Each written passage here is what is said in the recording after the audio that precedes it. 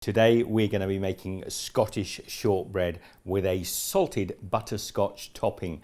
Why? Because it's Tuesday, and we are the millers. Nati suggested to me, actually our little boys have said they would like broccoli, but Nati said she wanted something caramel. So this one is for you, Nati, and we are the millers. I'll leave a link to their channel down below. So let's get on and make a beautiful melt in the mouth shortbread cookie and a butterscotch topping. Now I have 2 sticks, that's about 200 grams of softened butter, and into that I'm just going to add half a cup of caster sugar or fine sugar, which is about 100 grams, and we just want to cream this together. So we've creamed together the sugar and butter now. I'm going to add in 2 cups of all-purpose flour. Now traditionally we put a little bit of corn flour or rice flour, the Americans call it cornstarch, and this just helps keep our cookies a little bit short. I'm going to add 3/4 cup. Now I'm going to mix this up into a nice dough. Normally it's less handling is best when you're doing shortbreads, but I'm going to mix them a little further than I normally do because I want this to be a little firmer of a cookie. Now it's time to get your hands in there. Now Nati told me her little boy Blake would have preferred something like broccoli. How cool is that? So Blake, we're not doing broccoli, but help your mum get your hands in there to pull this dough together. So I'm still not going to overwork this. We want a fairly crumbly dough. Now pop your cookie down on some greased paper, and I'm just going to push it out until I get as near a square as I can. Now Nati, you know we're not at home, we're in California. I haven't got a rolling pin, but you don't really need a rolling pin when you're making shortbread. Just continue to pat the dough out and try and get as square a shape. So my cookie dough, I've pushed it down to about 1/2 inch, maybe a centimetre thick. I'm then going to cover it over with another piece of wax paper. And because I haven't got a rolling pin, I'm going to put a chopping board on top and just push this down firm.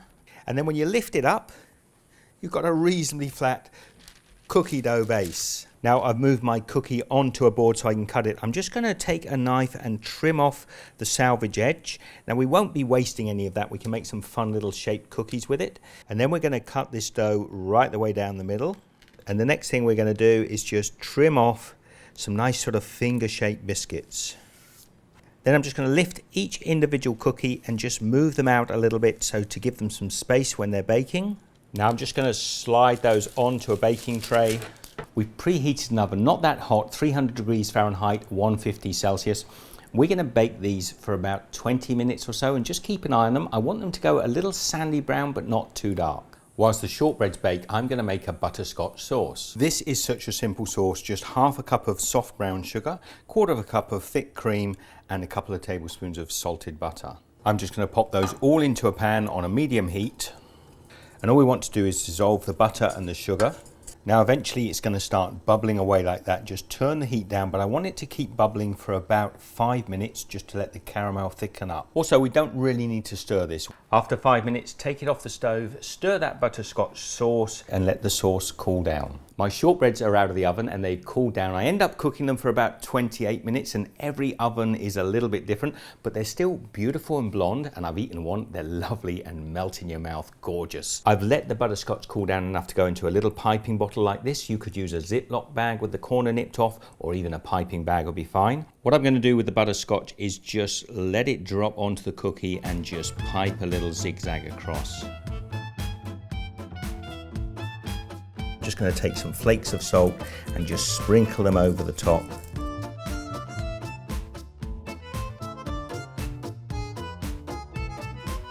Everyone out there, I wish I could share one of these beautiful cookies with you and you could see what they taste like, because I've already had one and they are delicious, but I'm going to try one here for you now. Let's just take one of these.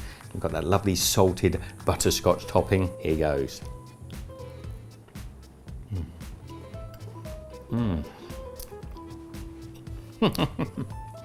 Wow. I wish I could post one of these out to you, Nati and the family. We are the millers, and everybody out there that's watching, get and make these. They are delicious. Share the love, give this one a thumbs up, and I'll see you shortly. The shortness of this shortbread is delicious. It just melts on the mouth, and then you've got the salty butterscotch on top. This is a great recipe. Get and check out some other recipes on Steve's Kitchen, and as always, comment down below because I love to hear what you have to say. Take care, see you again shortly.